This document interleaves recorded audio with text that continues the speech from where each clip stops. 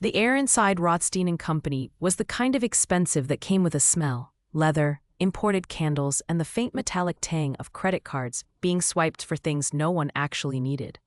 Olive Bennett stood behind the polished mahogany counter in the luxury goods section, her feet screaming inside shoes she'd resoled twice, watching the minutes crawl toward closing time like they were wading through honey.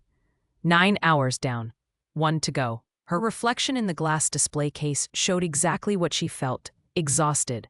Hair escaping its practical ponytail in copper wisps that stuck to her neck. The blouse she'd thrifted 3 years ago was still presentable if you didn't look too close at the fraying collar. She'd mastered the art of looking professional on a budget that would make most people weep. $47.32. That's what her bank account held. She checked it obsessively that morning, staring at the number like it might multiply if she looked hard enough. It hadn't. The eviction notice was folded in her purse, creased from being opened and refolded a dozen times, as if the words might change. 9 days. She had 9 days to come up with 2 months' rent or find herself on the street with everything she owned. The medical bills were worse. So much worse that she kept them in a drawer at home, unopened, because looking at them felt like drowning. $180,000. Her father's cancer had eaten through experimental treatments, specialists, hope, and finally him. 8 months gone, and the debt still breathed like a living thing, growing with interest, following her through collection calls and threatening letters. She'd sold everything that mattered.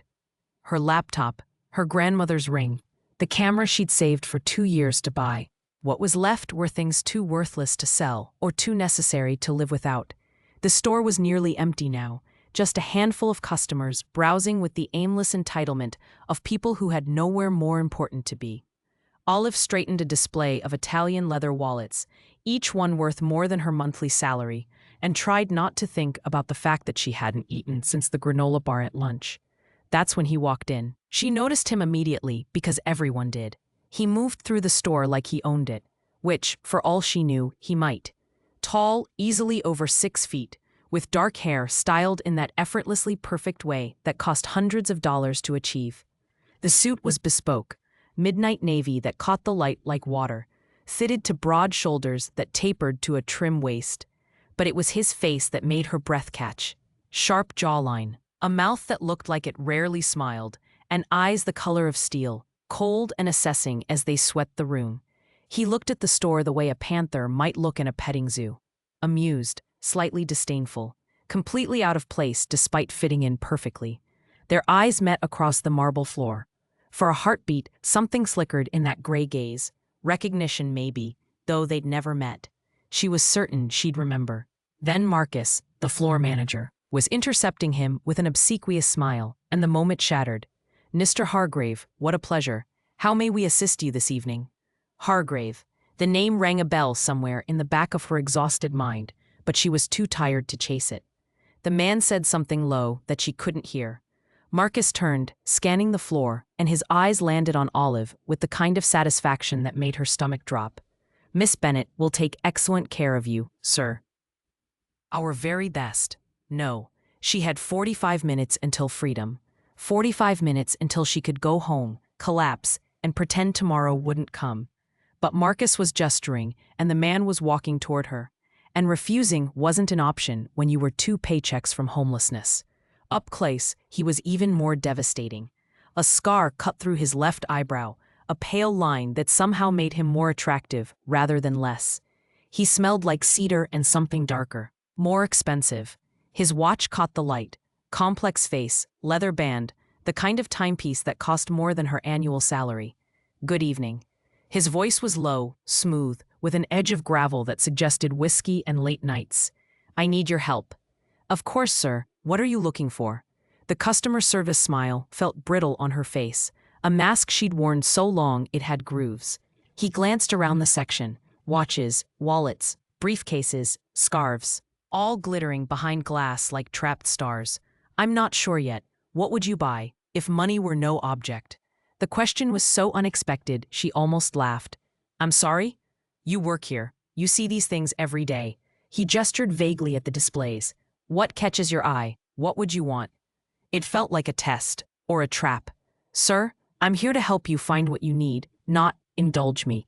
His eyes locked on hers, and there was an intensity there that made her pulse jump. "Pretend. What would you choose?" The honest answer sat on her tongue, dangerous and true. She should deflect, recommend the best sellers, guide him toward the most expensive items to boost her commission. Instead, she heard herself say, "Nothing here." His eyebrow, the one with the scar, lifted slightly. No? If money were no object?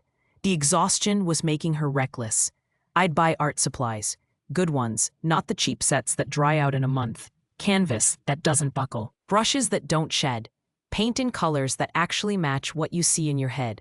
She caught herself, heat flooding her cheeks. "But that's not what you're here for.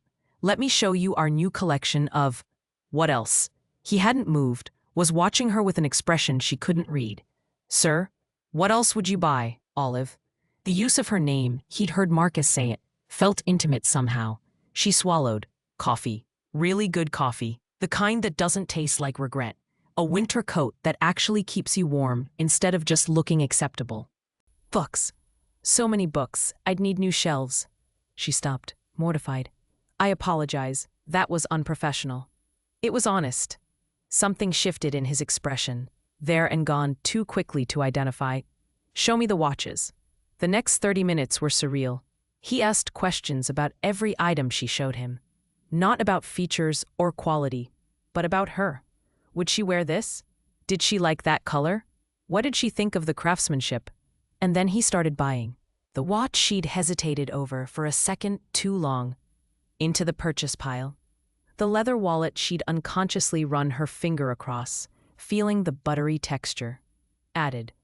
The cashmere scarf in deep emerald that she'd mentioned matched the holiday displays beautifully. His. When he asked if the store had a gourmet section, she nearly refused to show him. But he insisted, and soon he was buying coffee, 6 different varieties, and then chocolate, olive oil, aged balsamic vinegar, things she'd mentioned loving in college, before life had taught her that loving expensive things only made poverty hurt more. The total climbed.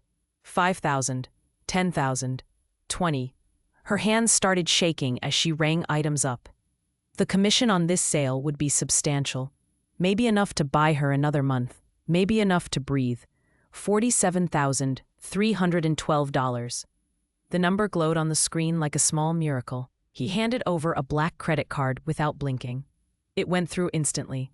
No credit check hold, no verification call. The kind of account that had no limit because limits were for ordinary people. "Your purchases will be delivered tomorrow," she managed, her voice barely steady. "Is there a specific time that works best?" "Keep them." He was watching her again with that unnerving intensity. "Everything except the watch. That I'll take now." She froze. "I'm sorry, what?" "The items. They're yours." He accepted the watch box from her numb fingers, slipping it into his pocket. "Consider it a thank you for your time." The world tilted. "Sir, I can't accept." "You can. You will." There was steel underneath the smooth tone. "You were honest with me. That's rare, valuable." Anger sparked through the shock. "I'm not a charity case." "No, you're someone who told the truth when a lie would have been easier." He pulled a business card from his jacket, set it on the counter between them. "And someone who's too proud to accept a $47,000 tip, apparently." The specific number made her breath catch. He knew. Somehow, he knew exactly how much she needed. "Who are you?" The question came out sharper than intended. "Someone who needs your help with something more important than shopping." He slid the card closer. "Julian Hargrave. I have a proposition for you, Olive, one that would solve your immediate problems and several you don't even know you have yet." "What kind of proposition?" Suspicion coiled in her stomach.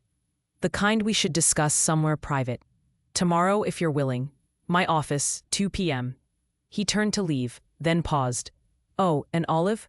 Your eviction hearing is in 9 days. I own the building you live in. I can make it disappear." The floor seemed to drop away beneath her feet. "How do you—" 2 p.m. tomorrow. Think about it." He walked toward the exit with that same predatory grace, then stopped one more time. "And take the gifts. You earned them by being real in a world that rewards beautiful lies." Then he was gone, leaving her standing behind the counter with a business card. $47,000 in merchandise she couldn't accept, and the terrifying knowledge that a stranger had just walked into her life knowing everything about her. The card was heavy in her hand. Embossed lettering, Julian Hargrave, Hargrave Ventures. She knew that name. Everyone did. Billionaire, self-made tech genius. The man who built an empire from nothing, and now controlled more wealth than some small countries. And he just bought her entire wish list like it was pocket change, then offered to erase her debts with the casual ease of someone wiping condensation off a mirror. Her phone buzzed. A notification from her banking app. She opened it with shaking hands. The commission from the sale had already posted. $7,300. Enough to stop the eviction. Enough to eat something besides granola bars for a month. Enough to make her want to weep with relief. But the fear was bigger than the relief. Because men like Julian Hargrave didn't help people out of kindness. They made investments. They purchased assets. They collected things of value. And somehow, for some reason she couldn't fathom, he decided she was worth collecting. The question was, what exactly did he think he was buying? Olive spent the night not sleeping, staring at the ceiling of her tiny apartment, while her mind spun in useless circles. By 6 a.m., she'd convinced herself not to go. By 8, she'd researched Julian Hargrave so obsessively her phone battery died. By noon, she was standing outside a glass tower in the financial district, tilting her head back to count floors and losing track somewhere around 40. Hargrave Ventures occupied the top 5 floors. Of course it did. The lobby was all marble and ambient lighting, the kind of space designed to make you feel small. A security desk stretched across one end like a fortification, staffed by men in suits who looked more Secret Service than building security. She almost turned around. Would have, except her pride was a vicious thing, and it whispered that running away would prove every assumption Julian Hargrave had made about her desperation. Olive Bennett, she told the nearest guard, hating how uncertain her voice sounded. I have at 2 p.m. with Mr. Hargrave. He checked a tablet, nodded once. Expected, 43rd floor. Miss Park will meet you at the elevator. The elevator was glass and chrome, rising so fast her stomach dropped. The sea fell away beneath her feet, buildings shrinking, streets becoming geometric patterns, people disappearing into insignificance.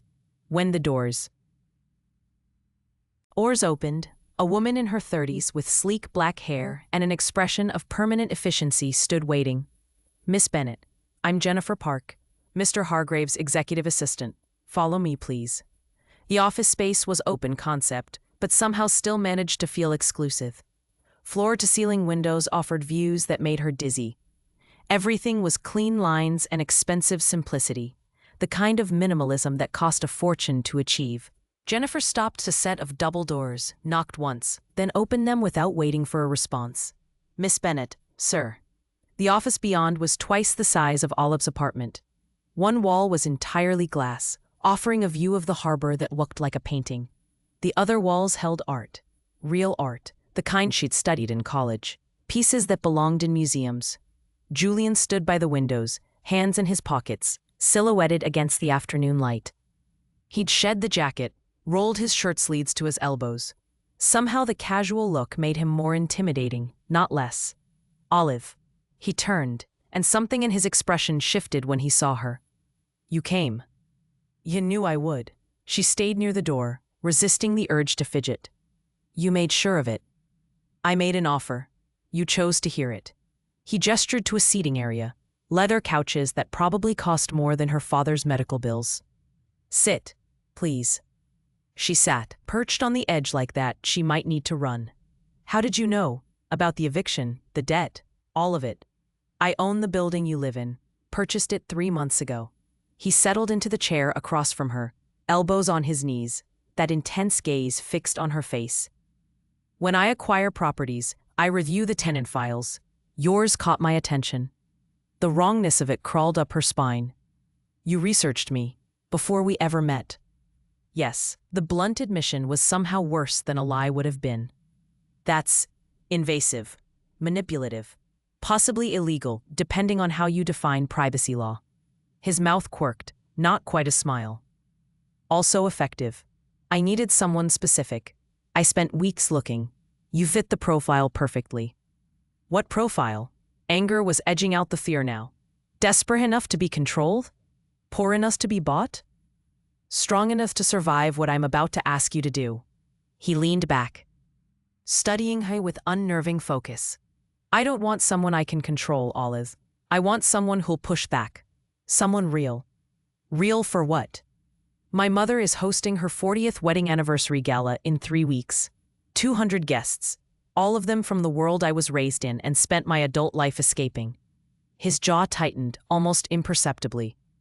She's invited every eligible woman from every acceptable family, determined to see me appropriately matched. So date someone. I did. She left me 2 days ago after my mother eviscerated her at a charity luncheon. No emotion in his voice, just flat recitation of fact. Victoria Hargrave is exceptionally skilled at destroying anyone she deems unworthy of the family name, which is everyone. Understanding dawned, cold and clarifying. You want me to be your date, to horrify her. I want you to be my weapon of choice in a war I've been fighting for 34 years. He pulled a folder from the side table, set it on the coffee table between them. One evening, 6 hours. Survive my mother's attempts to break you, smile through the cruelty, and walk away $50,000 richer with every debt you have cleared. The number hit her like a physical blow. 50,000, plus her debts, 180,000 more. She could breathe again, start over, maybe even paint. Why me, specifically? Her voice came out hoarse. Because I watched you handle 3 difficult customers yesterday before I ever approached you. You never broke composure, never let them see you sweat, never compromised your dignity, even when they treated you like furniture. His eyes held hers. You've survived things that would have shattered most people. My mother is terrifying, but she's nothing compared to watching someone you love die slowly while drowning in debt you can't pay. The truth of it burned in her chest. This is insane. Completely. I'm not an actor. I can't pretend to be something I'm not. I don't want you to pretend. He leaned forward again, and the intensity in his expression made her breath catch. I want you to be exactly who you are. Someone who works retail, who dropped out of art school to care for her dying father, who has $47 in her bank account and still tried to walk away from a sale because your pride mattered more than commission. You want to parade me in front of your mother like a middle finger. The vulgarity felt appropriate. Yes, no apology in it. I want her to see that I'd rather bring someone honest and real than another vapid socialite who sees me as a bank account with a decent face. Olive looked at the folder on the table. Everything she needed sat inside that paper. Freedom from the weight that had been crushing her for 8 months. The chance to grieve without drowning. Space to remember what dreaming felt like. All she had to do was let herself be used as a weapon in someone else's family war. What happens when she investigates me? Because of course Victoria would. When she finds out you're paying me, she'll find an airtight NDA and a consulting agreement for event coordination services. He tapped the folder. Everything legal, everything documented, nothing she can use. Except the truth. The truth is that I'm compensating you for your time and expertise in navigating a hostile social situation. The truth is that you're providing a professional service. His voice dropped lower. What she'll believe is that you're a gold digger I'm too stupid to see through. Let her believe it. Her contempt doesn't change what's real. And what is real? I need help. That you need money, that we can help each other, and no one gets hurt. He stood, walked to his desk. Returned with a pen. Read the contract. Everything's spelled out. You have sole veto power over wardrobe choices, full control over what you will and won't discuss with guests, and a safe word if it becomes unbearable and you need to leave immediately. Despite herself, she almost smiled. A safe word? You think I'm joking? I've seen my mother reduce grown women to tears in under 5 minutes. This isn't a game, Olive. It's survival. He set the pen beside the folder. Read it. Take it home if you want. But I need an answer by tomorrow morning. She opened the folder with shaking hands. The contract was surprisingly straightforward. No legal jargon designed to confuse. Just clear terms spelled out in plain language. Services rendered, compensation provided, expectations outlined. An NDA that would survive heat death of the universe. At the bottom, a signature line waited. If I say yes, she heard herself ask. When does this start? Shopping tomorrow afternoon. Etiquette briefing Thursday. Event coaching Friday and Monday. The gala is Saturday, 3 weeks from now. He paused. But if you sign, it starts now. The moment that pen touches paper, you're mine for the next 3 weeks. The possessive phrasing should have alarmed her. Instead, something low in her stomach tightened with an awareness she absolutely could not afford. Yours, she repeated carefully. Poor word choice. You're under contract to me. Is that better? Not really, but she picked up the pen anyway. Because $47 wouldn't last 9 more days, and pride was a luxury she'd stopped being able to afford the day her father's diagnosis came back terminal. The pen was heavy, expensive. It glided across the paper like a knife through silk. Her signature looked small and slightly defiant on the line. Julian took the contract, signed his own name with quick efficiency, then handed her a copy. Jennifer will set up the shopping appointment. We'll start with basics tomorrow. 3 full outfits including the gala dress. Thursday, we'll work on backstory. Backstory? She stood, needing distance, needing air. How we met, what we have in common, the story we're selling. He walked her to the door, and she caught that cedar scent again, dark and expensive. My mother will interrogate you. The story needs to hold up. At the door, she turned back. He was closer than she'd expected. Close enough that she had to tilt her head back to meet his eyes. Julian, why does it matter so much? What she thinks, who you bring. You're a billionaire. You don't need her approval. Something flickered across his face. Pain, maybe, or something older and more tired. No, but I needed to stop letting her win. The elevator ride down felt longer than the ride up. She watched the city rise to meet her through the glass. Her reflection, ghostly and uncertain in the transparent walls. Her phone buzzed before she reached the lobby. A notification from her bank. Signing bonus, $25,000. Half up front, the message from Jennifer Park explained. Remaining balance plus debt clearance upon successful completion of contract terms. $25,000. In her account. Real. She should have felt relief, victory, the weight lifting. Instead, she felt the sharp, certain knowledge that she'd just signed something that would change more than her bank balance. She'd signed herself over to a man who looked at her like she was a puzzle he intended to solve. And she had no idea what he'd do once he found all her broken pieces. The boutique was the kind of place Olive had never dared enter, where there were no price tags, because if you had to ask, you couldn't afford it. A slim woman with silver hair and impeccable posture greeted Julian by name, air-kissed both his cheeks, and assessed Olive with the clinical efficiency of a jeweler examining a stone.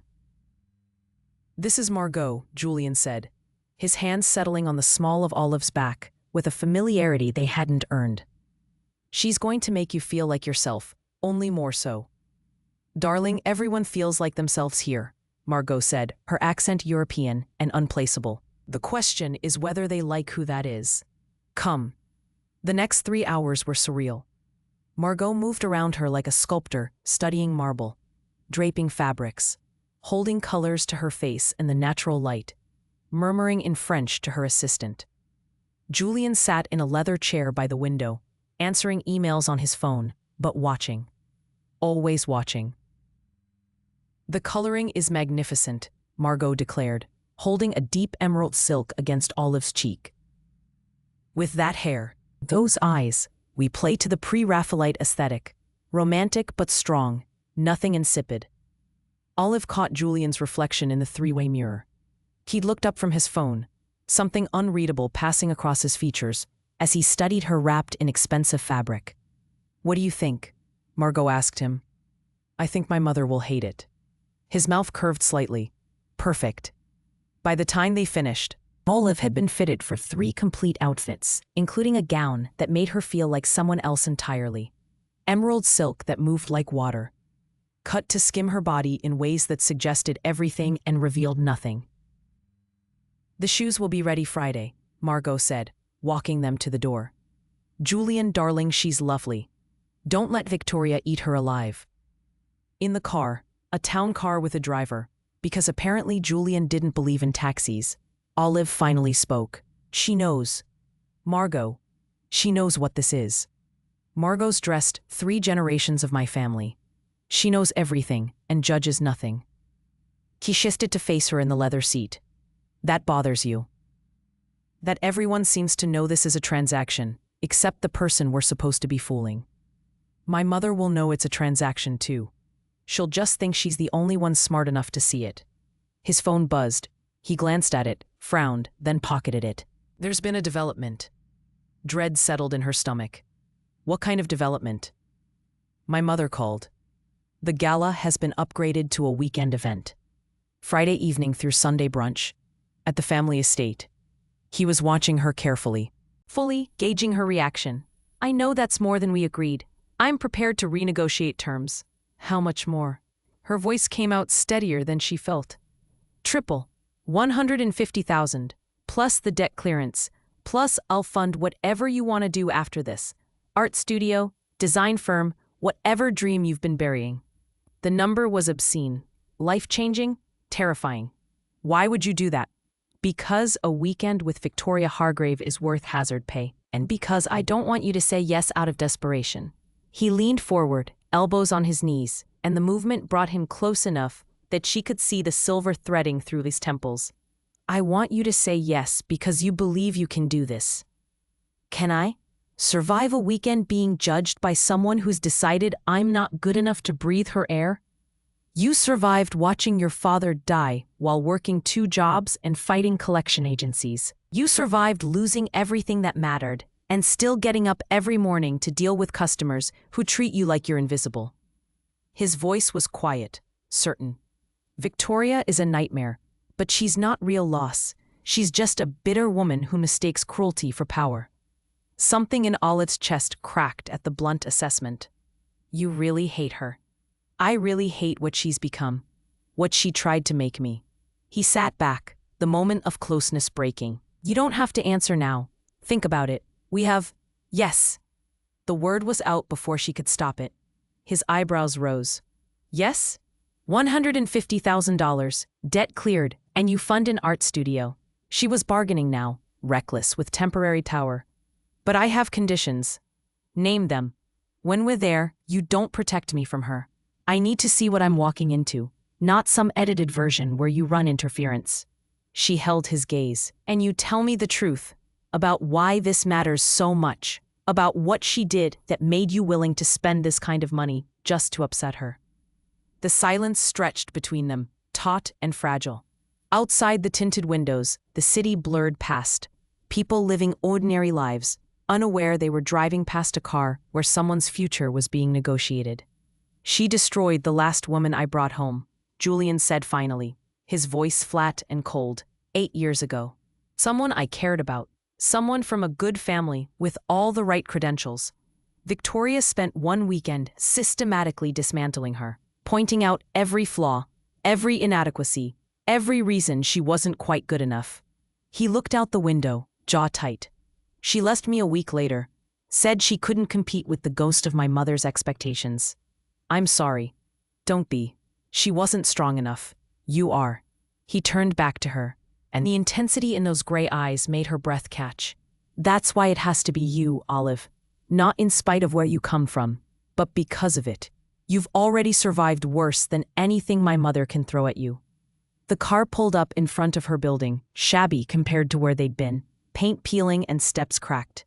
She saw Julian take it in, his expression carefully neutral. We start preparation tomorrow, he said. My place, 9 a.m. We need to build a history. A history? How we met, what we talk about, inside jokes, shared experiences, all the small details that make a relationship real. Something shifted in his expression. We're going to spend the next 4 days learning how to lie convincingly about being in love. The phrasing sent heat up her neck. Right, of course. His hand caught her wrist as she reached for the door handle, his touch warm and unexpectedly gentle. Olive, last chance to walk away. After tomorrow, we're committed. She should walk away, should take the 25,000 already in her account and disappear. Find some other way to solve her problems that didn't involve playing pretend with a man whose eyes saw too much. Instead, she said, 9 a.m., I'll be there. That night, sleep was impossible.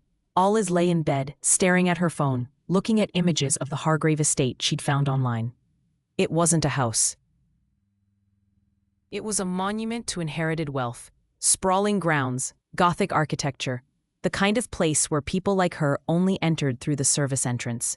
At 2 a.m., her phone buzzed with a text from an unknown number. Can't sleep either.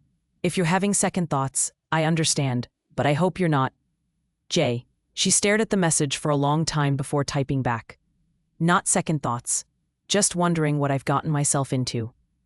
The response came immediately. Same thing I've gotten myself into. Possibly a brilliant plan. Possibly a disaster. Tomorrow we find out which. Despite everything, she smiled. The next 4 days blurred together in a strange, intense intimacy that felt nothing like the transactional arrangement they'd signed. Julian's penthouse apartment was all floor-to-ceiling windows and minimalist furniture, but the art on his walls told a different story. Pieces from unknown artists, raw and honest and real. You collect them, she said on the first day, standing in front of a canvas that looked like grief made visible. I buy what moves me, not what I'm supposed to like. He handed her coffee in a mug that didn't match the aesthetic of the space. Chipped, clearly old, obviously beloved. We met at a gallery opening, small place in Brooklyn, artist no one had heard of. You were arguing with the curator about the placement of a piece. Was I winning? Devastatingly. The corner of his mouth lifted. I interrupted to agree with you. You told me my opinion wasn't requested. I bought you a drink to apologize. We argued about modern art for 2 hours. Did we? She sipped the coffee. Good coffee, the kind that tasted like it cost more than her shoes. We will have. By the time I'm done with you. He settled onto the couch, long legs stretched out, looking more relaxed than she'd seen him. Tell me about your father. The shift caught her off guard. Why? Because that's what people who care about each other know. The real things. The things that hurt. His eyes held hers. I need to know you, Olive. Not the version you show customers. The real you. So she told him. About her father's terrible jokes and his love of old movies. About how he'd encouraged her art even when it made no practical sense. How he'd been proud when she got into art school and understanding when she'd had to leave. About the last 6 months, the hospice, the morphine. The way his hand had felt in hers at the end, paper thin and impossibly fragile. When she finished, her face was wet and Julian was closer than he'd been. Close enough that she could see the gold flecks in his gray eyes. He sounds like he was a good man, Julian said quietly. He was. He deserved better than dying buried in debt for treatment that didn't work. You deserved better than that too. The gentleness in his voice nearly broke her. She stood abruptly. Needing distance. Your turn. Tell me something real. He was quiet for a long moment. Then, I built my first company in a garage, sleeping on the floor for 2 years, because I couldn't afford rent and equipment. Made my first million at 22. Sold the company for $800 million at 28. My mother didn't speak to me for a year, because I'd made money in trade, like some common merchant. The bitterness was sharp and bright. She only acknowledged me again when the social cost of disowning a billionaire son became higher than her pride. That's why you hate her. I don't hate her. I hate that she made me believe for 18 years that my worth was determined by bloodline and pedigree, instead of what I could build with my own hands. He stood, walked to the windows. She wanted me to be an ornament. I became a weapon instead. On the 3rd day, he took me to his actual favorite places, not the expensive restaurants and exclusive clubs his mother would expect, but a used bookstore that smelled like dust and possibilities, a jazz club where the music was too loud and too perfect, a late-night diner with vinyl booths and coffee that tasted like nostalgia. This is your world, she said, watching him relax in the diner booth in ways he never did in his pristine penthouse. This is where I come to remember I'm human. He stole a fry from her plate with casual intimacy. My mother thinks I spend my time at galas and charity auctions. I spend it here. Why? Because wealth is oscillating. Everyone wants something. Everyone has an angle, and you can never be sure if they like you or your bank account. His eyes found hers across the table. You tried to walk away from $47,000 because taking it felt like charity. Do you know how rare that is? Stupidity isn't rare. Pride is. Real pride, the kind that matters more than survival. He leaned back, studying her. That's why I trust you. The fourth day, she made him come to her apartment. He looked absurdly out of place in her tiny space, his expensive suit incongruous against her thrift store furniture and peeling paint. But when she showed him her old portfolio, charcoal sketches and watercolors from before grief had made creating impossible, he went very still. Olive. His voice was rough. These are extraordinary. They're old. I haven't drawn anything in 8 months. Why not? Because dreaming hurts when you can't afford to chase it. Because every minute I spent creating was a minute I wasn't working, wasn't paying bills, wasn't. Her throat closed. Julian carefully set down the portfolio, then did something unexpected.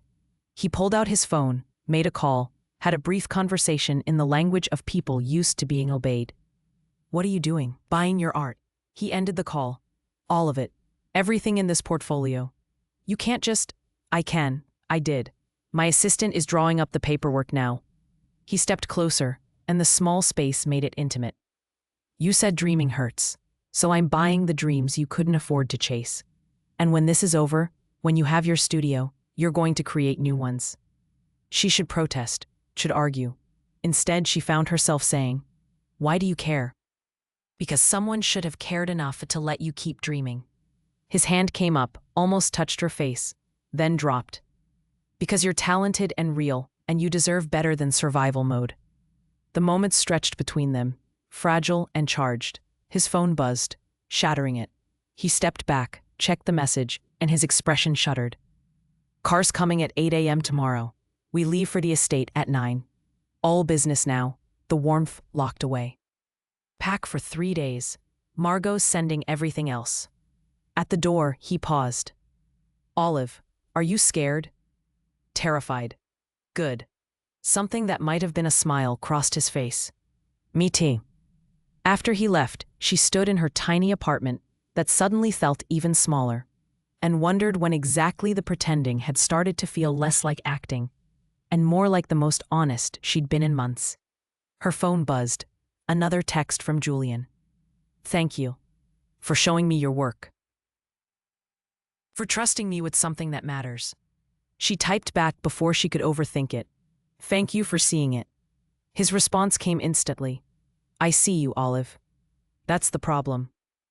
She stared at those words until her vision blurred, and had no idea if he meant it was a problem for the plan or a problem for him. Either way, she suspected they were both in far deeper than a contract could protect them from. The town car arrived exactly at 8. Olive stood on the curb with a borrowed suitcase containing 3 days' worth of anxiety and the growing certainty that she'd made a catastrophic mistake. When Julian emerged from the back seat to help with her bag, he looked different, harder somehow, his expression carved from stone. Ready? His voice was clipped, professional. The warmth from yesterday had vanished like it had never existed. No, honesty seemed safer than pretense. Something flickered in his eyes. Approval. Maybe, or relief. Good answer. The drive took 2 hours, the city gradually giving way to suburbs, then countryside, then the kind of manicured wealth that came with hedgerows and iron gates. Julian spent most of it on his phone, firing off emails with terse efficiency, while Olive watched the world transform outside her window. When they finally turned down a private drive, her stomach dropped. The Hargrave estate wasn't a house. It was a statement of power, Gothic revival architecture sprawling across grounds that seemed to stretch to the horizon, all stone and stained glass and the weight of generations. Gardens spread in geometric precision, and somewhere in the distance she could see what looked like stables. Jesus, she breathed, wait until you meet my mother. Julian's voice was dry. She makes the house look welcoming. The car stopped at the base of wide stone steps. Before Olive could reach for the door handle, it opened from outside. A man in livery, because apparently the Hargraves employed actual footmen. Victoria Hargrave waited at the top of the steps like a queen receiving tribute. She was tall, rail-thin, with silver hair swept into a flawless chignon and eyes the color of winter sky. Her dress probably cost more than Olive's yearly salary, and she wore it with the casual authority of someone who'd never questioned her right to expensive things. Beautiful in the way ice sculptures were beautiful. Cold, perfect, slightly dangerous. Julian. She descended 3 steps, offering her cheek for him to kiss. Her gaze swept to Olive, and the temperature dropped 10 degrees. And this must be your guest. Mother, this is Olive Bennett. Julian's hand found the small of Olive's back, warm and steadying. Olive, my mother. Victoria Hargrave. Mrs. Hargrave. Olive extended her hand, refusing to let it shake. Thank you for having me. Victoria's handshake was brief, perfunctory, her skin cool and dry. How lovely. Julian so rarely brings anyone home. You must be special. The word special landed like a knife disguised as a compliment. I like to think so, Olive said evenly, and felt Julian's hand press slightly firmer against her back. Approval or warning, she couldn't tell. I'm sure you do. Victoria's smile could have flash-frozen oceans. Well, come in. I'll have Mrs. Chen show you to your rooms. Dinner is at 7. Cocktails at 6:30. I trust you brought something appropriate? Margot handled her wardrobe, Julian said, his voice carrying an edge Olive hadn't heard before. Did she? Victoria's gaze raked over Olive once more, cataloging and dismissing. How thorough. I'll see you both this evening then. She glided back into the house, leaving them on the steps with a staff member who introduced herself as Mrs. Chen and led them through a foyer that could have doubled as a cathedral. Marble floors, soaring ceilings, oil paintings of stern-faced ancestors judging from gilded frames. Your father's in the library if you want to say hello, Mrs. Chen told Julian. And Miss Bennett, you're in the Rose Room.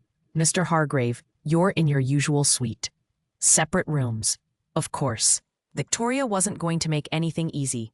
The Rose Room was bigger than Olive's entire apartment, decorated in shades of cream and blush, with furniture that looked antique, and probably was. French doors opened onto a balcony overlooking the gardens. Her suitcase sat at the foot of a 4-poster bed that could have slept 6. She was standing on the balcony, trying to slow her racing heart, when she heard the door open behind her. Julian stepped through, his expression unreadable. Survival check. Hey, bad. Your mother looked at me like I was something she needed to scrape off her shoe. That was her being polite. Wait until dinner. He moved to stand beside her, close enough that their shoulders almost touched. There's a door between your room and mine. She turned to look, and yes, a door in the wall she'd assumed was solid. Heavy oak with an old-fashioned key in the lock. In case you need backup, he continued, or an escape route, or... He stopped, jaw tightening. Just know it's there. The implications hung between them, unspoken and electric. Julian.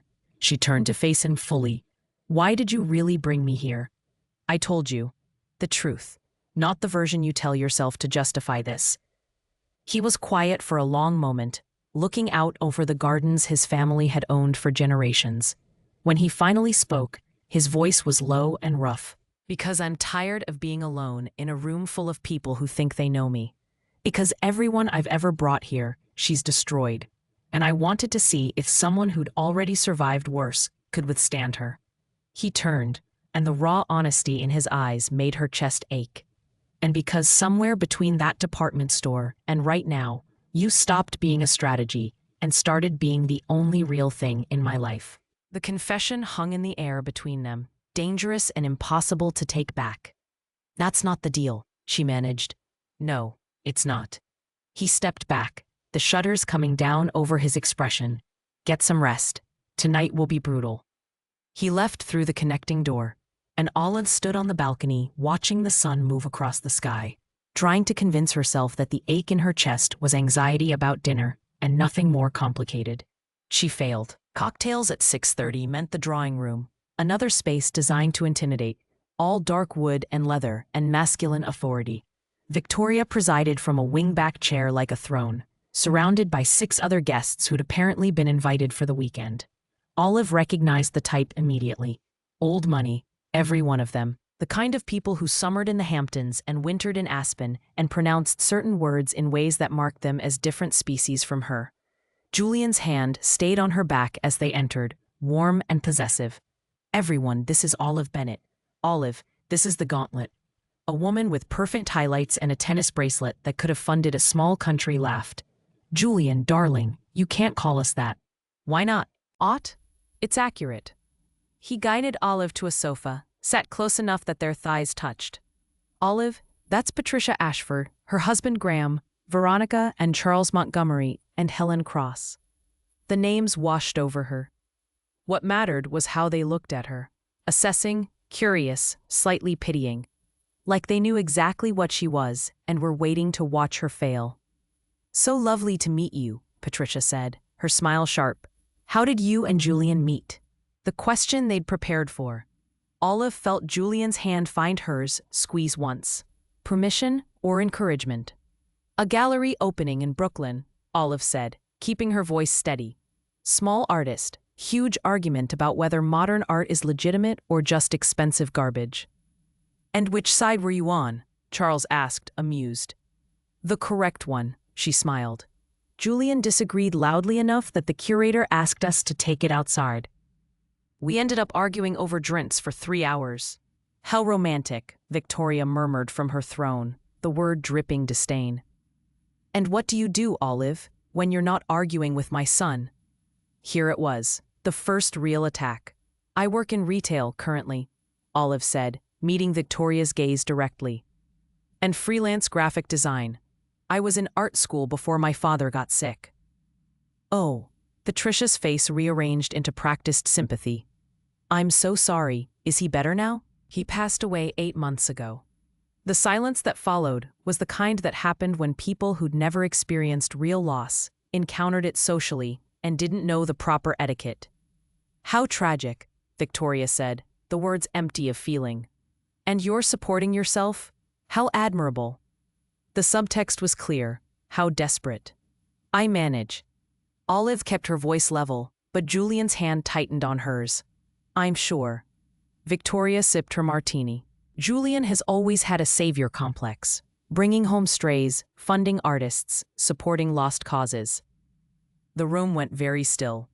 Mother, Julian's voice could have cut glass. What? I'm complimenting your generous nature.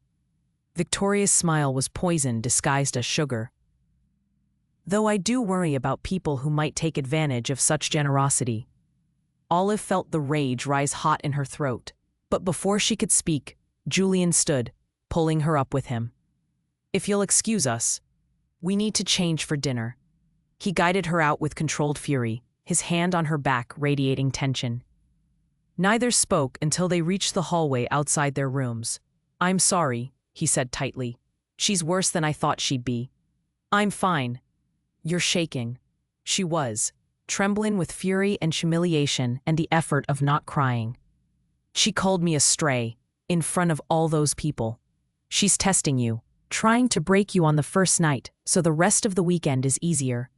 He turned her to face him, his hands on her shoulders. Don't let her win. Easy for you to say you're used to this. No, I've just had more practice pretending it doesn't hurt. His thumb traced her collarbone, a touch so gentle it made her eyes burn. She wants you to run, to prove she was right about you. So don't. What should I do instead? His eyes held hers, intense and certain. Survive her. Let her throw everything she has at you, and still be standing when it's over. Show her that you're stronger than every vapid society girl she's ever approved of. And if I'm not, you are. He said it like fact, like faith. You survived your father dying and debt collectors, and loss that would have shattered most people. Victoria Hargrave is just a bitter woman with a sharp tongue. She's nothing compared to what you've already lived through. The conviction in his voice steadied her. She took a breath, then another.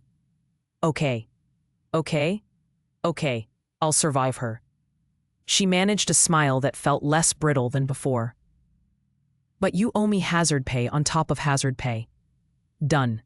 He stepped back, and the loss of his warmth felt physical. Dinner in 45 minutes. Wear armor. The emerald dress Margot had chosen was armor, silk and confidence, and the knowledge that she looked good in it. When Olive descended the stairs 45 minutes later, she felt transformed. Not into someone else, but into the best version of herself. Julian waited at the bottom, devastating in black tie, and when he saw her, he went completely still. Olive. Her name came out rough, reverent. You're ready for battle? Magnificent. He offered his arm, eyes never leaving her face. My mother's going to hate this. Good, Olive said, and meant it. Dinner was every bit as brutal as promised. But Olive smiled through every barbed comment, answered every invasive question, and refused to give Victoria the satisfaction of seeing her break.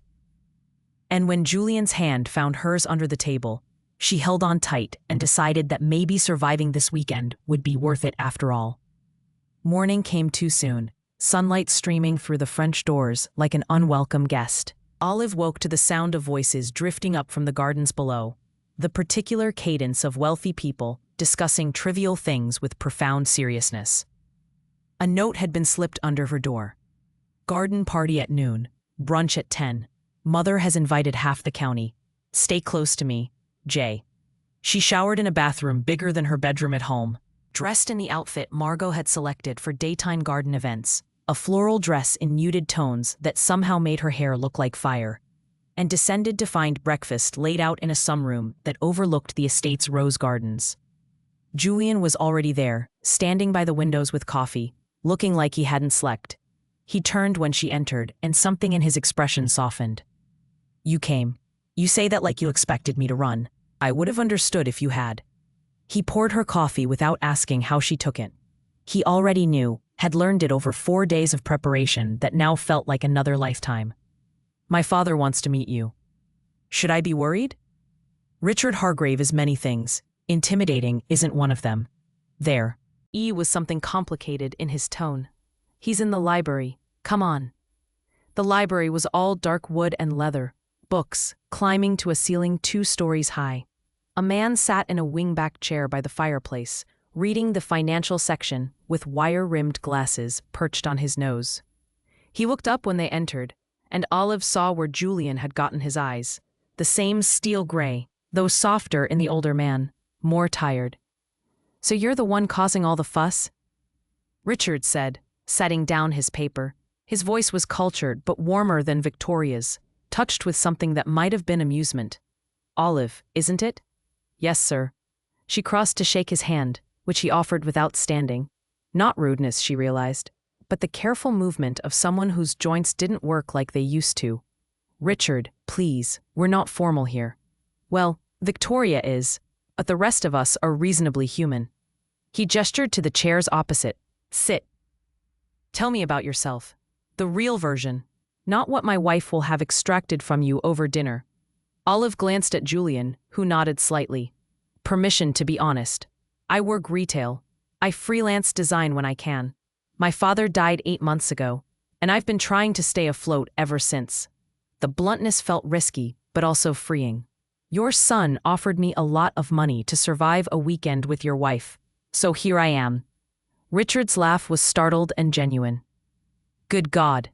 Julian, you actually told her the truth? She can handle the truth. Most people can't. Julian settled into the chair beside Olive, close enough that she could feel his warmth. That's why she's here. And not because she's the first woman I've seen you look at like she matters in 8 years. Richard's gaze moved between them, seeing too much. Victoria thinks she's a gold digger. I think she's the first real thing you've brought home since that disaster with the Pemberton girl. Father, she's good for you. I can see it. Richard folded his paper with deliberate care. Your mother won't make this easy, Olive. She's built her entire identity on bloodlines and pedigree. Someone like you, self-made, honest, undeniably real, threatens everything she believes about the natural order. I gathered that from being called a stray last night. Richard winced. She said that? Among other things. Olive kept her voice steady. But I'm still here. Yes, you are. He studied her with those gray eyes so like his son's. That takes courage or desperation. I'm not sure which, but I admire it either way. He turned to Julian. Don't let your mother destroy this one. She's worth fighting for. The words hung in the air, weighted with meaning Olive wasn't sure she wanted to unpack. Julian's jaw tightened, but he nodded once. Back in the hallway, Julian stopped her with a hand on her arm. He likes you. That's rare. He feels sorry for me. No. He recognizes strength when he sees it. His thumb traced a small circle on her wrist, probably unconscious. He's been married to Victoria for 40 years. He knows what survival looks like. The garden party began at noon with the arrival of what seemed like 100 people in summer whites and pastel dresses, all air kisses and practiced laughter. Olive stood beside Julian on the terrace, watching the crowd swarm across the lawn like beautiful, dangerous insects. "Remember," Julian murmured, his hand finding the small of her back. "You belong here as much as any of them." "I don't, though." "Good. Neither do I. That's our advantage." Victoria held court under a white tent, surrounded by women in their 50s and 60s, who looked like they'd lunched together for decades. When she spotted Julian and Olive, her smile sharpened. "Darling, come introduce Olive to the ladies. We were just talking about the charity gala circuit this season." It was a trap. Olive felt Julian tense beside her, but they had no choice but to approach. "Ladies, this is Olive Bennett. Olive, this is Eleanor Ashford, Margaret Chen, and Diane Cross." The women assessed her with the precision of jewelers examining a questionable stone. Eleanor spoke first, her voice honeyed poison. "How lovely. And how did you say you met Julian?" "Art gallery in Brooklyn," Olive repeated, the lie smooth now from practice. "We argued about modern art for 3 hours." "How bohemian." Margaret's smile didn't reach her eyes. "And you're an artist yourself?" "I was. Life got in the way." "It does tend to do that, doesn't it?" Victoria sipped her champagne, especially when one has to work for a living. The emphasis on work made it sound vaguely obscene. "I don't mind working," Olive said evenly. "It's honest." "Of course it is." Eleanor's tone suggested honest was something one did when one had no other options. "And what does your family do, dear?" "My father was a high school teacher. My mother left when I was 6. I don't know what she does." The silence was the particular kind that happened when people realized they'd encountered a biography that didn't fit their comfortable narratives. "How difficult," Diane murmured, the sympathy as genuine as her diamond tennis bracelet. Victoria's smile could have cut glass. "Well, Julian has always been drawn to projects. Funding startups, discovering artists, supporting lost causes." She looked directly at Olive. "It's admirable, really, his generous spirit." The implication was clear and devastating. Olive was another project, another charity case, another stray Julian would tire of eventually. "Mother." Julian's voice was low and dangerous. "That's enough." "What? I'm complimenting your generous nature." Victoria's eyes glittered with malice, though one does worry about people who might mistake generosity for something more permanent. The women around her laughed politely, a sound like breaking glass. Olive felt the rage rise in her throat, hot and choking. But before she could speak, Julian moved. He stepped in front of her slightly, his body a shield, his hand finding hers and holding tight. "Let's be very clear," he said, his voice carrying across the sudden silence. "Olive is here because I asked her. Because I wanted her here. Not as a project or a charity case, but because she's more real than anyone in this tent has been in their entire lives." Victoria's face went rigid. "Julian, I'm not finished." He turned to Olive, and the intensity in his eyes made her breath catch. "These women have spent their lives trading on bloodlines and bank accounts, measuring worth by who someone's ancestors were instead of who they are. You've built everything you have with your own hands. You've survived loss that would have shattered any of them, and you're still standing." He turned back to his mother, and his voice could have frozen fire. "So no, she's not a project. She's someone who understands that wealth and breeding don't make you better than anyone else. They just make you comfortable with cruelty." The silence that followed was absolute. Victoria's face had gone white, her hand trembling slightly on her champagne flute. The other women looked away, suddenly fascinated by the rose bushes. "If you'll excuse us," Julian said, his hand never leaving Olive's, "we're going for a walk."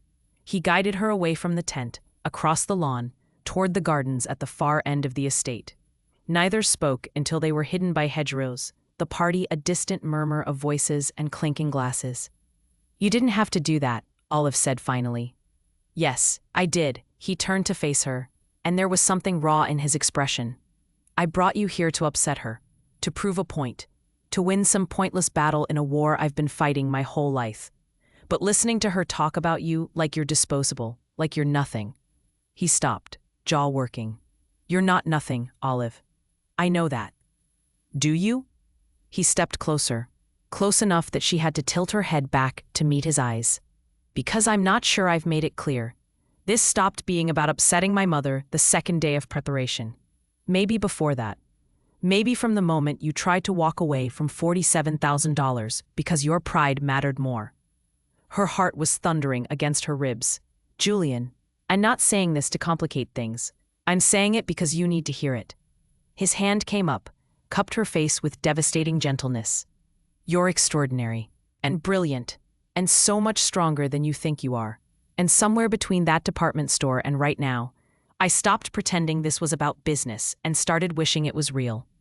The confession hung between them, impossible and irrevocable. "This isn't the plan," she whispered.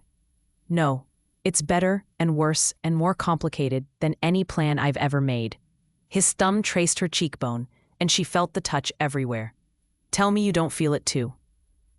Tell me I'm alone in this, and I'll apologize, and we'll finish the weekend and never speak of it again." She should lie. Should protect them both from the inevitable disaster of mixing business with something that felt dangerously close to real emotion. Instead, she said, "You're not alone." His breath caught. For a moment they stood frozen, his hand on her face, her pulse racing. The whole world narrowed to the space between them. Then he kissed her. It wasn't gentle. It was desperate and intense, and tasted like champagne and terrible decisions. His hands slid into her hair, tilting her head back, and she rose on her toes to meet him, fingers clutching his shirt like she might fall if she let go. When they finally broke apart, both breathing hard, his forehead pressed against hers. "We should go back," he said, making no move to step away. "Yes. They'll be talking about us. Let them." His laugh was rough and surprised. "You're going to destroy me, Olive Bennett." "Good," she whispered. "You started it." They walked back to the party hand in hand, and if people stared, if Victoria's face went rigid with fury, if the whispers followed them like smoke, Olive found she didn't care. Because for the first time in 8 months, she felt something other than exhausted. She felt alive. That night, lying in the rose room with the connecting door between their suites unlocked but closed, she heard him moving around in his room, heard the shower run, heard him pace, heard the distant sound of his phone ringing and him speaking in low, tense tones. She stared at that door, her heart pounding, half terrified and half hoping it would open. It didn't. But around midnight, her phone lit up with a message. "Still awake?" she typed back. "Yes." The response came immediately. "Me too. Tomorrow's the gala. Last day of this. Then we go back to real life." She stared at those words. At the reminder that this was temporary, that Monday she'd go back to her life and he'd go back to his, and none of this would matter. Except it already mattered. That was the problem. "What if I don't want to go back?" she typed before she could stop herself. The 3 dots appeared, disappeared, appeared again. Finally, "Then we'll figure something out. Together." She fell asleep, holding her phone, and dreamed of doors that opened instead of staying closed. Sunday morning arrived with the weight of finality. One more brunch, one more performance, then the gala tonight, and it would all be over.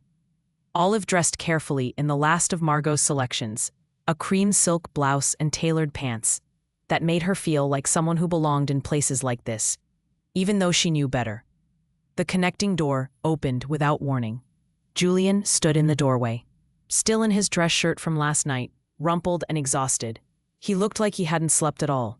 "We need to talk," he said. Her stomach dropped. "That sounds ominous.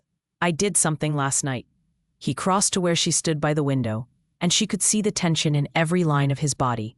"After the garden party, after what I said to my mother, I made a decision." "What decision?" "I had my attorney process the payment for your debt, all of it. It should hit your account this morning." He wouldn't meet her eyes. "The full amount we agreed on. plus the debt clearance. Ants, you fulfilled the contract terms. The words hit like ice water. The gala isn't until tonight. I know, but you've already survived worse than I had any right to ask. And I realized, he stopped, jaw working. I realized I didn't want you here because of money anymore. I wanted you here because you chose to be. So I'm removing the financial obligation. You're free to leave right now if you want. Olive stared at him, her mind racing. He'd paid her, released her from the contract, given her everything they'd agreed on, and asked for nothing in return except the choice to stay. Why? The question came out raw. Because what I said yesterday in the garden, I meant it, all of it. He finally looked at her, and the vulnerability in his gray eyes made her chest ache. And I couldn't stand the idea that you might stay tonight out of obligation. That you might. He stopped. I need to know if you're here because you want to be, or because you feel you have to be. Before she could answer, there was a sharp knock on the door. Julian's expression shuddered instantly. Mr. Hargrave? It was Mrs. Chen.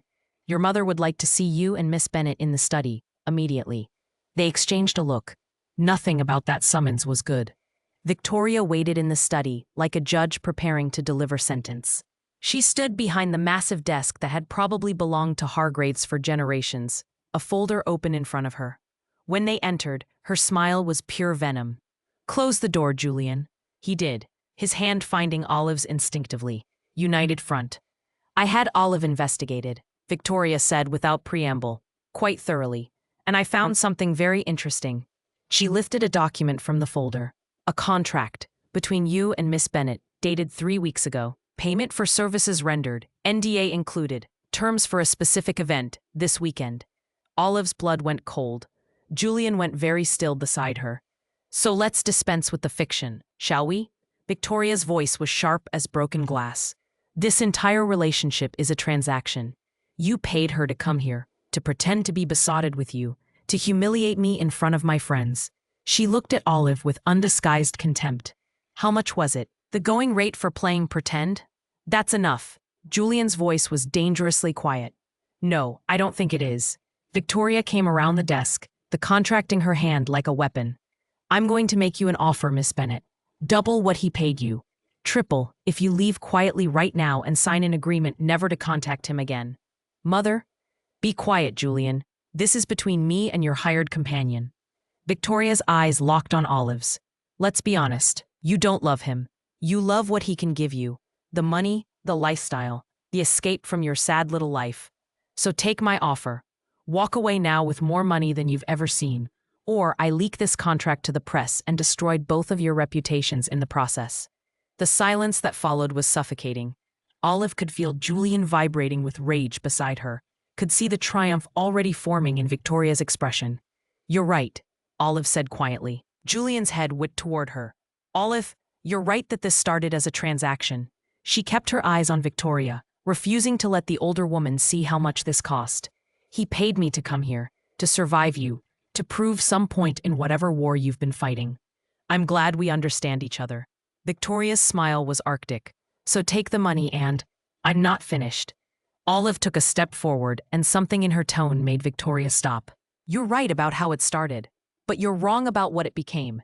Because somewhere between signing that contract and standing here now, something changed. He stopped being my employer, and I stopped being his hired date, and we became something neither of us planned for. How touching, Victoria sneered. A pretty speech won't change the facts. The facts are that I know what real loss looks like. I watched my father die slowly while I worked myself into the ground trying to save him. I drowned in debt and desperation, and the kind of grief that makes you forget what hope feels like. Her voice was steady, certain. And then your son walked into my life and reminded me that I was worth more than survival, that I deserved to dream again, that strength isn't measured by bloodlines or bank accounts, but by what you can survive and still stay standing. She turned to Julian, whose expression was raw and unguarded. You paid me to be here, but I would have stayed anyway. I am staying anyway, not because of money, but because you see me, really see me in a way no one else ever has. And because the words stuck in her throat, too big and too terrifying. Because you what? His voice was barely a whisper. Because I fell in love with you.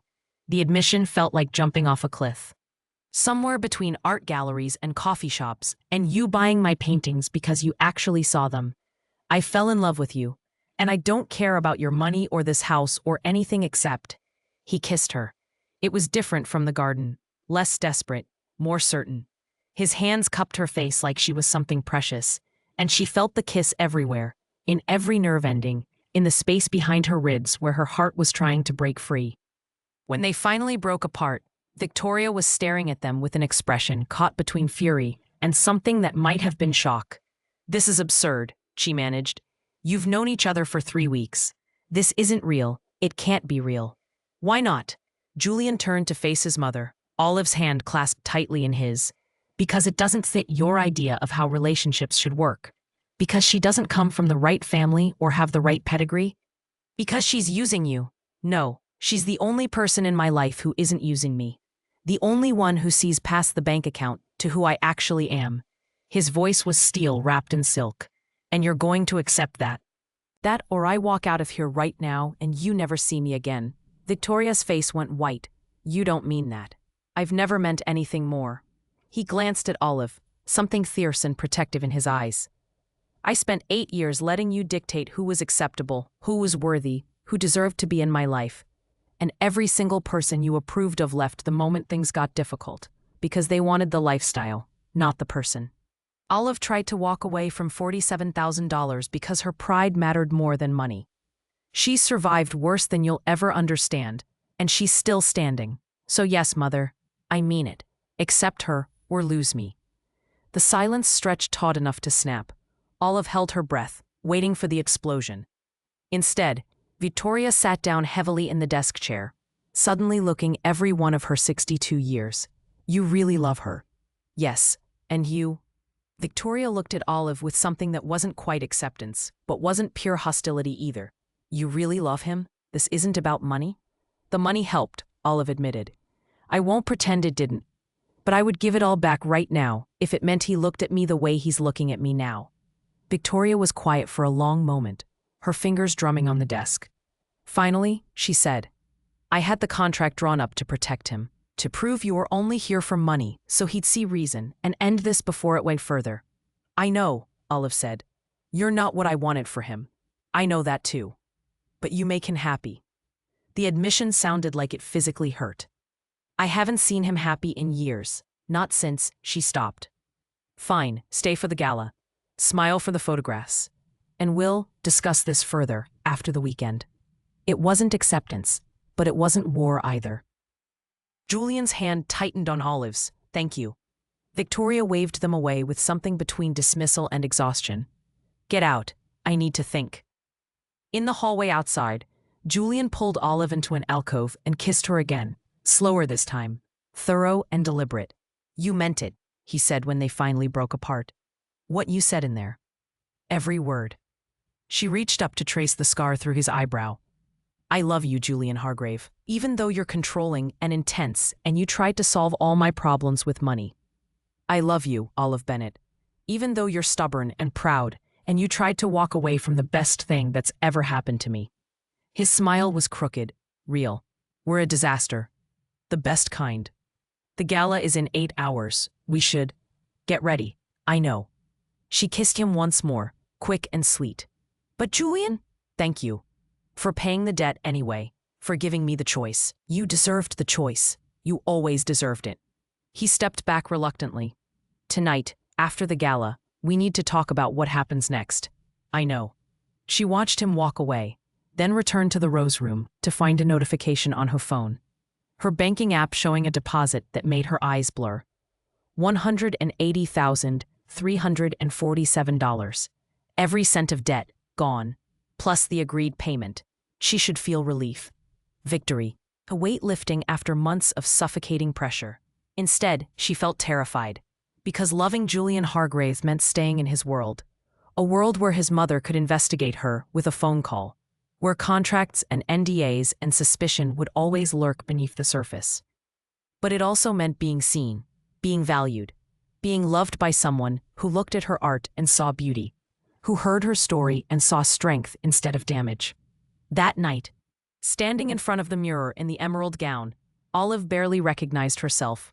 The woman looking back was confident, radiant, in love. A woman looking back belonged to you, even if she'd never really fit. When Julian knocked on the connecting door, she opened it to find him in full black tie, devastating and hers. "Ready?" he asked. She took his offered hand. "For anything." They descended the stairs together to face 200 guests and a future neither of them had planned for, but both of them were willing to fight for. And when they walked into the ballroom, Victoria watched from across the room with an expression Olive couldn't quite read. Not approval, but perhaps the beginning of respect. It was enough. For now, it was enough. The morning after the gala, Olive woke to silence. The kind of silence that felt wrong, heavy with absence. She reached for her phone on the nightstand and found a message time-stamped at 5 a.m. Had to go back to the city. Emergency with the Seattle acquisition. "I'm sorry. I'll call you tonight. Jay." She stared at the words, trying to ignore the cold dread settling in her stomach. Of course he had work. Of course real life was reasserting itself now that the performance was over. This was always going to be the hard part, figuring out what they were when they weren't playing pretend for his mother's benefit. The ride back to the city felt longer than the ride out.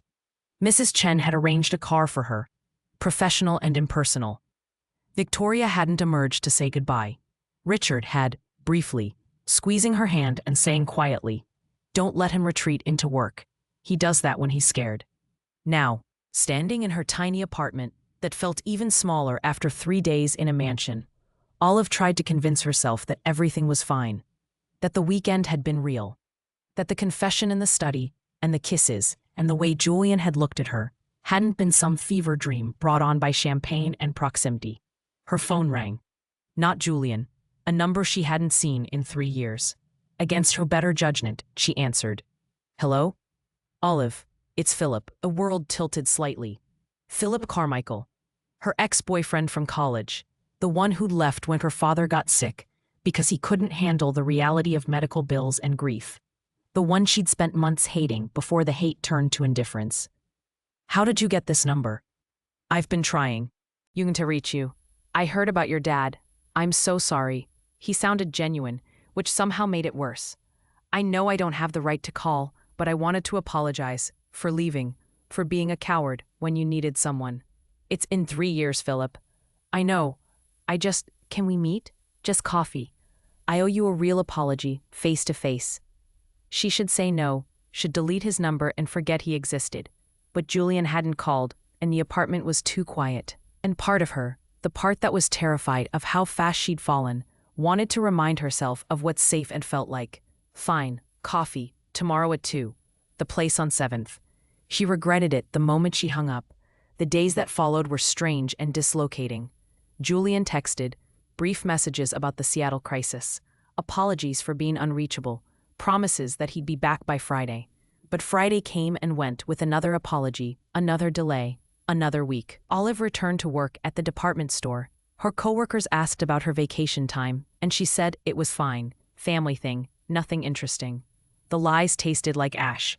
The money sat in her account, untouched.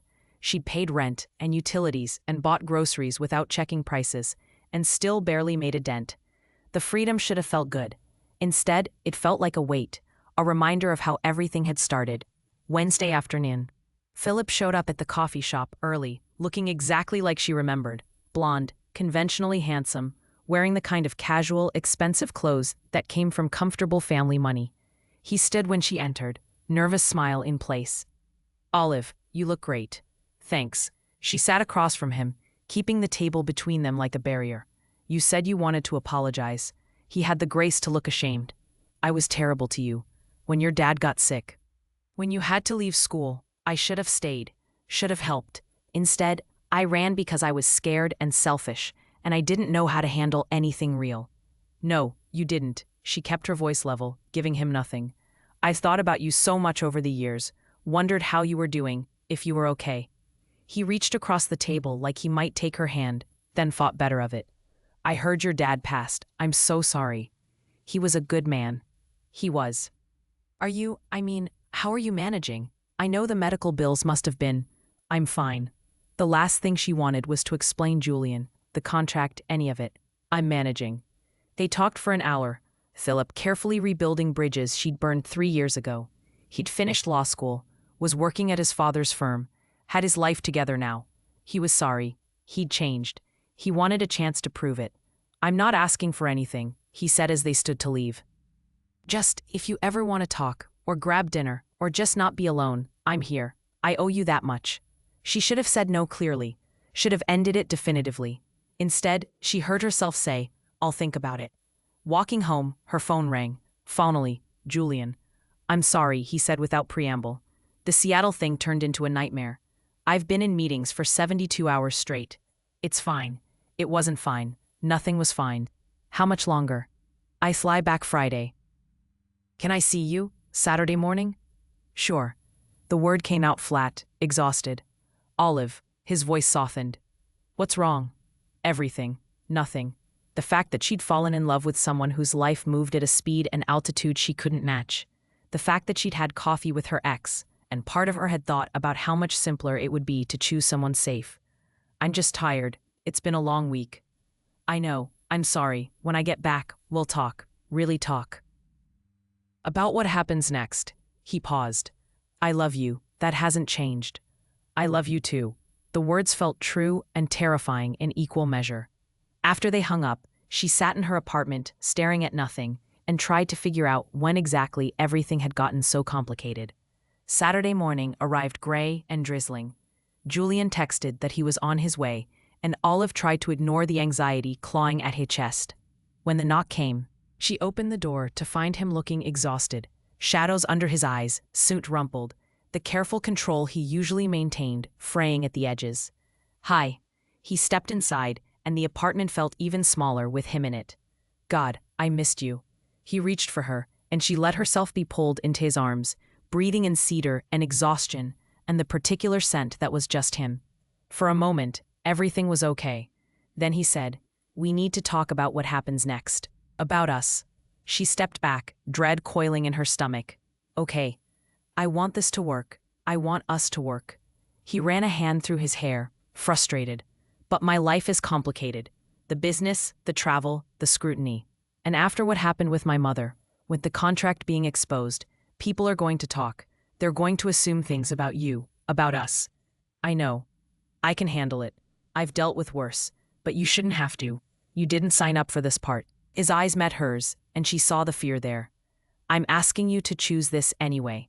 To choose the complications and the scrutiny and all of it. Because I can't imagine going back to what my life was before you." The declaration should have felt romantic. Instead, it felt like pressure, like being asked to give up her quiet anonymity for a life that would never quite fit. "What if I can't?" The words came out small, scared. "What if I'm not strong enough for your world?" "You are. I know you are. You don't know that. You know the version of me that survived 3 days at your mother's estate. That's not the same as surviving a lifetime of people thinking I'm a gold digger who trapped you. I don't care what people think. But I do." The frustration burst out of her. "You're used to scrutiny. I'm used to being invisible. And maybe I want to stay invisible. Maybe I want a quiet life where here I can paint and design and not have photographers following me or society columnists writing about my dead father and my debts." The silence that followed was devastating. "So what are you saying?" His voice was carefully controlled, that she could hear the fear underneath. "That you want to end this?" "I don't know what I want." The honesty felt cruel, but necessary. "I love you, but I'm terrified that loving you means giving up any chance at a normal life. There's nothing normal about working retail while drowning in debt and never creating art because you're too exhausted to dream." His voice turned sharp. "I gave you freedom from that. The least you could do is—" He stopped, but the damage was done. "The least I could do is what? Be grateful? Stay with you out of obligation?" Anger flared hot in her chest. "You paid me, Julian. You paid off my debts and gave me money, and now I'll always wonder if I'm staying because I love you or because I owe you." His face went white. "That's not fair. Isn't it? You said you paid the debt to free me, to give me choice. But it doesn't feel like freedom. It feels like a different kind of cage. So what do you want from me?" The pain in his voice made her chest ache. "Tell me what to do to fix this."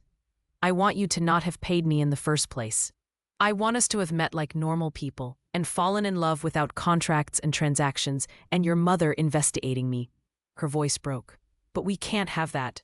We'll always have this between us." "That's not true." "It is. And maybe we need time to figure out if this is real or if we were just playing pretend so well we convinced ourselves."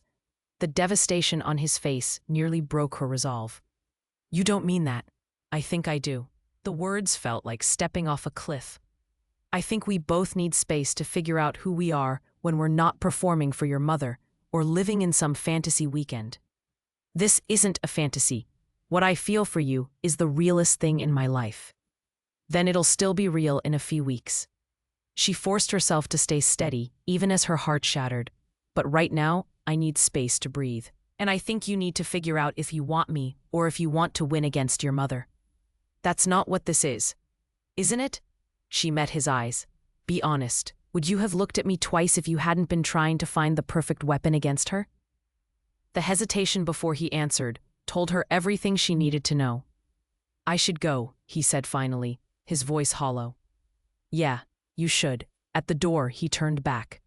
"I love you, Olive. That's not pretend. That's not about my mother. That's real. I know." Tears were streaming down her face now. "But sometimes love isn't enough." Then he was gone, and she was alone in her apartment that finally felt the right size again because it was just her, and she slid down the wall and cried until she had nothing left. 2 weeks passed like slow torture. Olive painted for the first time in months, angry, grief-stricken canvases that she didn't show anyone. She went to work, came home. Avoided her phone. Julian didn't call, didn't text, gave her the space she asked for, even though it was killing both of them. Philip called twice. The second time, she answered. "Dinner?" he asked. "Just as friends. You sound like you could use a friend." She should say no, should delete his number and mourn her relationship with Julian in peace. Instead, she said yes. The restaurant was nice, but not fancy, the kind of place where normal people went on normal dates. Philip was charming, careful, everything he hadn't been 3 years ago. He asked about her life, her art, what she wanted for the future. He didn't press, didn't push, just offered easy companionship and the promise of something uncomplicated. When he asked if she wanted to try again, slowly, carefully, no pressure, she almost said yes. Almost.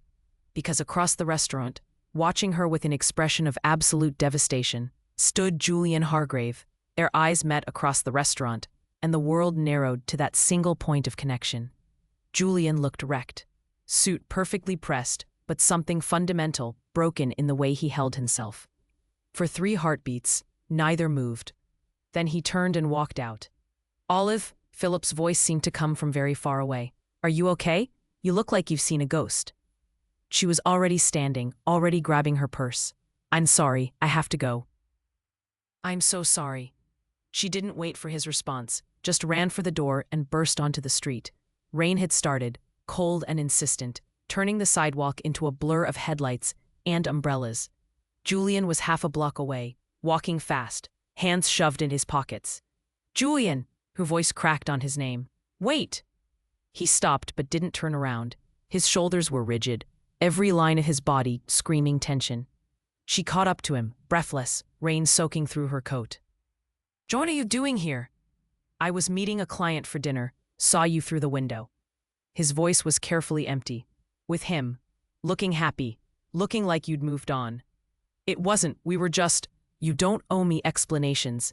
He finally turned to face her, and the pain in his gray eyes was devastating. "You asked for space, I gave it to you. You're allowed to have dinner with whoever you want." "That's not what that was." "Wasn't it?" His control was fracturing. "Because it looked a lot like a date. It looked a lot like you choosing the safe option over the complicated one." "He's not. I don't want him." Rain plastered her hair to her face, made her shiver. "I told you I needed space, and then the second I tried to imagine moving on with someone else, all I could think about was you." "And why?" The question came out raw. "Why did you push me away? Why did you say love wasn't enough?" "Because I was terrified." The admission burst out of her. "Because I fell in love with you so fast it felt dangerous. Because everything about us started as a transaction, and I couldn't figure out where the pretending ended and..." And the real began. I told you it was real. I know, but I didn't believe it. I couldn't believe that someone like you would choose someone like me unless there was some angle, some reason beyond just. Her voice broke. Beyond just loving me. There is no angle. He stepped closer, rain running down his face, his careful control completely gone. There's just you. You, arguing about art.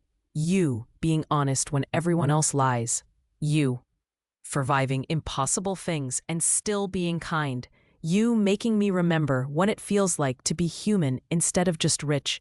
Julian, I went to your apartment 7 times in the last 2 weeks, stood outside like a stalker because I couldn't make myself knock, because you asked for space, and I was trying to respect that, even though it was killing me. His hands came up to frame her face, warm against the cold rain. But watching you with him, I can't do this. I can't give you space when all I want is to be in the same room with you forever. You don't have to. She was crying now, tears mixing with rain. I don't want space. I want you. I was being a coward because being loved by you is terrifying and wonderful, and I didn't know how to trust it. Do you trust it now? I trust that you flew across the country 7 times to stand outside my apartment. I trust that you looked like someone destroyed when you saw me with him. I trust that you're standing in the rain, ruining a suit that probably costs more than my rent, just to hear me say. She stopped, took a breath. I love you. Not your money, not your world, not what you can give me. Just you. Difficult, intense, impossible you. He kissed her like drowning, like air, like coming home. His hands in her wet hair, her fingers clutching his soaked jacket, both of them shaking from cold and emotion. And the sheer relief of touching again. When they finally broke apart, he pressed his forehead to hers. Come home with me, please. Let me show you something. Now? Now. Trust me. The car ride was silent, charged with something between hope and fear. Julian held her hand the entire time, his thumb tracing patterns on her wrist, like he was afraid she'd disappear if he let go. But they didn't go to his penthouse. Instead, a car pulled up in front of a warehouse building in an industrial neighborhood she'd never been to. Lights glowed from inside, warm against the dark street. Where are we? She asked as he helped her out. Your future, if you want it. He led her to a door, unlocked it, and gestured for her to enter first. The space inside took her breath away. The front half was set up as a design studio. State-of-the-art computers, professional equipment. A client meeting area with comfortable furniture and good lighting. The back half was an artist's dream, north-facing windows, easels, a supply wall stocked with every medium imaginable, canvases in every size. And between them, hung on the gallery wall with professional lighting, were her paintings, the ones from her old portfolio, professionally framed and displayed like they belonged in a museum. What is this? Her came out barely a whisper. Your studio. Your design business, your space to create whatever you want without worrying about rent or bills or anything except the work. He stood behind her, not touching, but close enough that she could feel his warmth. I've been working on it since before everything fell apart. The lease is in your name, paid for 2 years. All the equipment, supplies, everything, it's yours. No strings, no contracts, just yours. She turned to face him, overwhelmed. Julian, this is too much. It's not nearly enough. His voice was rough with emotion. You gave up your art to take care of your father. You buried your dreams under debt and grief and the daily grind of survival. I wanted to give them back to you. But why? If we're not together, why would you? Because I love you, and that means wanting you to have your dreams even if I'm not in them. He stepped closer, his eyes intense on hers. I meant what I said at the estate. This isn't about owning you or controlling you or keeping you grateful. This is about seeing someone extraordinary and giving them the tools to be extraordinary. You're an idiot. She was crying again, but smiling through it. A brilliant, generous, completely insane idiot. Is that a yes? To what? The studio? To everything. To trying again, to building something real that isn't based on contracts or transactions or anything except choosing each other every day. He took her hands, held them between his. I don't want to give you my world, Olive. I want to help you build yours. And then I want to be part of it, if you'll let me. I'm still going to be impossible and stubborn. And I'm going to throw your money back in your face sometimes when you try to solve problems by writing checks. I know. And I'm still going to be controlling and intense, and I'm going to want to fix everything even when you don't ask me to. His smile was crooked, real. We're going to be a disaster. The best kind, she whispered, echoing their words from the garden. He kissed her softly, thoroughly, with the careful reverence of someone being given a second chance. When they broke apart, he reached into his jacket and pulled out a folded paper. I had my lawyer draw something up. Call it a contract. Call it an agreement. Call it whatever you want. He handed it to her. Read it. She unfolded the paper with shaking hands. The header read, "The Forever Agreement." The text was simple, written in plain language instead of legal jargon. I, Julian Hargrave, promise to love Olive Bennett for as long as she'll let me, to support her dreams without trying to control them, to respect her independence even when I want to solve all her problems, to argue about art and drink bad coffee and remember that wealth means nothing compared to being seen by someone who matters. I, Olive Bennett, promise to love Julian Hargrave even when he's being impossible, to let him help sometimes without assuming it's about money, to trust that being loved by him doesn't mean giving up who I am, to remind him that being human is more important than being rich. We both promise to choose each other every day, not out of obligation or transaction, but because love, real, complicated, messy love, is worth fighting for. No signatures, no legal binding. Just two people deciding to be brave enough to try. You wrote a love contract, she said, laughing through tears. I'm a billionaire. I express affection through legally binding documents. His smile was self-deprecating, warm. Do you accept the terms? Instead of answering, she grabbed a charcoal pencil from the supply wall and added a line at the bottom of the page. T.S. We're both idiots, but we're idiots together. That has to count for something. Then she signed her name, handed him the pencil, and watched him sign his with shaking hands. Witnessed and agreed, she whispered. He pulled her close, and they stood in the studio he'd built for her, surrounded by her paintings and new possibilities, and kissed like sealing a promise. 6 months later, Olive stood in the same space, but it looked lived in now. Client projects covered the design area walls. New paintings, bold, alive, nothing like the grief-stricken work from before, filled the gallery space. The studio had become home in a way she'd never expected. The opening night of her first real show brought everyone, her old coworkers from the department store. Looking around with wide eyes, Margot, elegant and approving, Jennifer Park with a rare smile. Even some of the society people from Victoria's weekend, curiosity bringing them to see what the infamous Olive Bennett had created. Richard Hargrave arrived early, bought 3 paintings before the doors officially opened. Victoria came later, staying in the shadows. But when she approached one of Olive's paintings, a study in gray and gold that looked like dawn breaking, something in her expression softened. It's good, she said quietly, not quite looking at Olive. Real talent, not just decent, actually good. Coming from Victoria, it was practically a declaration of love. Thank you.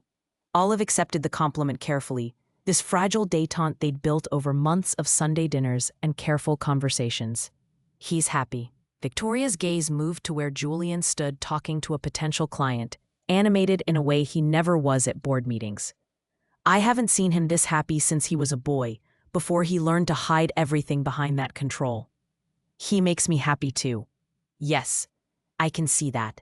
Victoria finally looked at her directly. I was wrong about you. You're not what I wanted for him. You're what he needed. There's a difference. It was the closest to an apology Olive would ever get. She took it. When everyone left and it was just the two of them, Julian pulled her into his arms, surrounded by sold paintings and red dots, and the proof that her dreams were worth chasing. 37 paintings sold, he murmured against her hair. You're officially a successful artist. I'm officially a broke artist who won't get paid for 30 days. She tilted her head back to look at him. Want to buy me dinner? I want to buy you everything. His smile was warm, real, the one he saved just for her. But I'll settle for bad diner coffee and arguing about whether your new series is commentary on modern capitalism or just pretty colors. It's both. See, this is why I love you. You contain multitudes. He kissed her forehead, her cheekbones, finally her mouth. Also, you make me feel human instead of just rich. You are human. You're just also extremely annoying about wanting to solve all my problems with money. You love it. I tolerate it. She grinned. Because you also bring me coffee exactly how I like it, and you look at my art like it matters, and you built me a studio just because you thought I deserved to dream again. You did deserve it. You do deserve it. His arms tightened around her. Every good thing, Olive. You deserve every good thing. Later, after bad diner coffee and excellent arguments, they walked back to the studio hand in hand. The city moved around them. Millions of people living their lives. Unaware that two people who'd started as a transaction had become something neither of them had planned for. Something real. Something worth fighting for. Something that looked, against all odds, like love. Olive unlocked the studio door, and Julian followed her inside, and together they stood in the space between who they'd been and who they were becoming. The paintings watched from the walls, evidence that dreams could survive debt and grief and terrible decisions. That love could grow from the strangest beginnings, that sometimes the most valuable things in life were the ones you couldn't buy, only choose. Hey, Julian said softly, pulling her back against his chest. Thank you. For what? For not letting me go. Even when I tried to buy my way into your life. Even when everything was complicated and messy and based on a contract neither of us believed in. He pressed a kiss to her temple. Thank you for seeing past the money to who I actually was. She turned in his arms, reaching up to touch the scar through his eyebrow that she'd memorized months ago. Thank you for seeing me at all. For walking into that store and deciding I was worth the trouble. You were never trouble. You were a revelation. Liar, I'm definitely trouble. The best kind, he whispered, and kissed her in the studio that proved second chances were real, and love could start with a transaction and end with forever. Outside, the city glittered with possibility. Inside, two people who'd been lost found themselves in each other, and decided that was miracle enough. Everything she touched hadn't turned to gold because of his money. It had transformed because she'd finally learned she was worth more than the price tag the world tried to put on her. And he'd learned that the most valuable things in life, art, honesty, love that saw past wealth to the person underneath, were the ones you couldn't buy. You could only choose them. Every single day. And they did.